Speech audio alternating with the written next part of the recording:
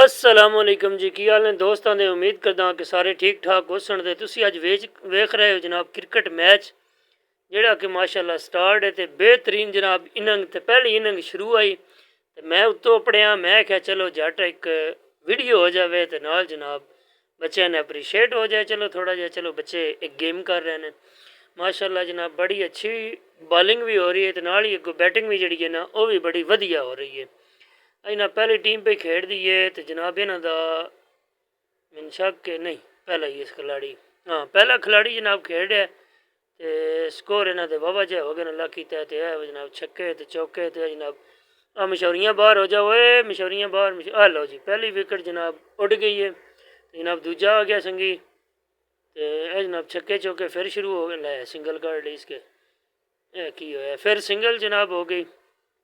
लो जी match बड़ा बेहतरीन पे चलता है तो यह होगी मिस बॉल जनाब नवी आ गई बॉल लो जी फिर जनाब 6 छक्का ओ कैच मिस हो गया राजा साहब को लो जी फिर मिस कैच आई तो लेकिन आई नेड़े ही ओवर नहीं होया फिर मिस हो गई जनाब गेंद बहुत अच्छी बॉलिंग हो मिस फील्ड हुई है लेकिन नाल ही दूजा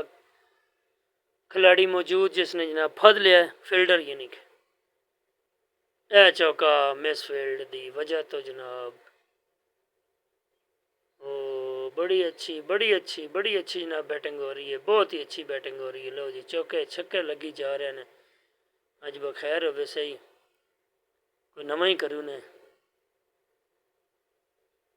लो जी दूजी विकेट भी गई ओडे दो खिलाड़ी ने इन्होंने कोल नवी जनाब टीम है जनाब वेख रहे हो तुम आ गई है जनाब ग्राउंड के तो शुरू भी हो गया मैच एक बॉल जनाब तो इन्हें पहली टीम ने ए टीम जी उसने 38 स्कोर बनाया 37 बनाया 38 का टारगेट वो कैच मिस हो गया। लो जी कैच हो गया ओ बहुत अच्छी विकेट आई तो बड़ी अच्छी विकेट है जी गई है उड उनके तो सारा इन्होंने भरोसा आई इस जवान को असा मैच जित लेना। लो जी